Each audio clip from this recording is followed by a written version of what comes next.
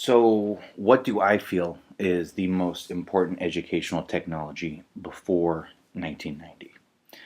It may sound weird, but I believe it was industrialization and the factory system of production, not the pen or the printed word or the printing press, as many may jump to. I'm sure this raises an eyebrow or two, but let me explain. You see, right now, as we speak, there is a video recording from a famous lecture by Sir Ken Robinson floating around the interwebs that talks about how our current system of education and academic learning are severely outdated and based upon an older, sort of one size fits all method. This is totally true. I completely agree. The points he makes are incredibly valid. The system of grouping kids in classes by age to mass produce contributing members of society is modeled after methods of production that saw their origin and development during the Industrial Revolution. Allow me to share.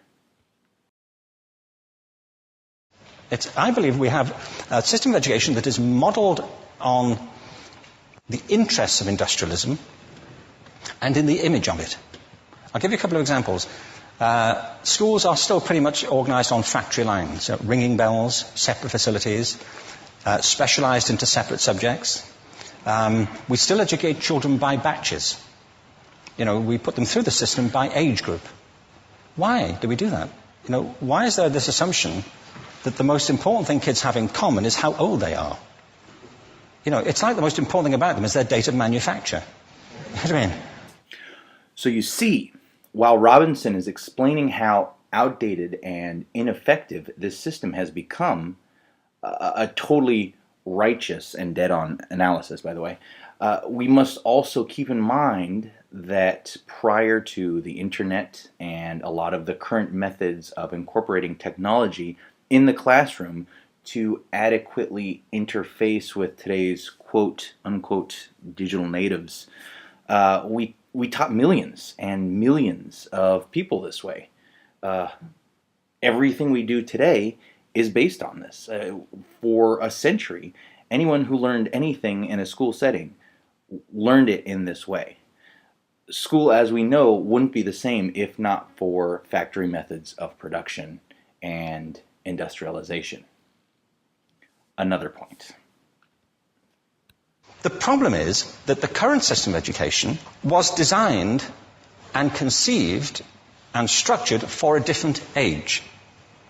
It was conceived in the intellectual culture of the Enlightenment and in the economic circumstances of the Industrial Revolution. Before the middle of the 19th century, there were no systems of public education. Not really. You could get educated by Jesuits, if you had the money.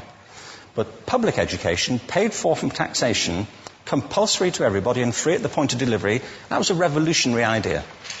And many people objected to it. They said it's not possible for many street kids, working class children, to benefit from public education. They're incapable of learning to read and write, and why are we spending time on this?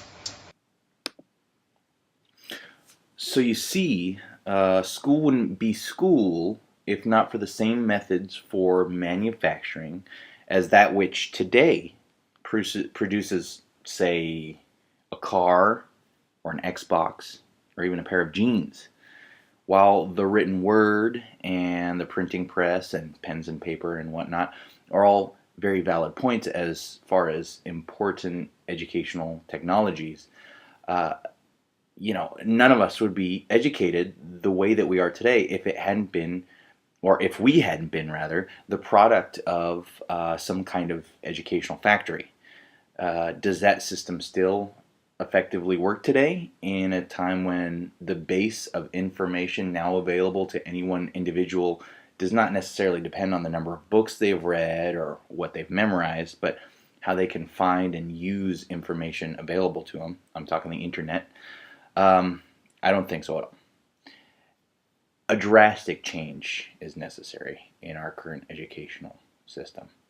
But as far as this discussion goes, and educational technology before 1990, the most important.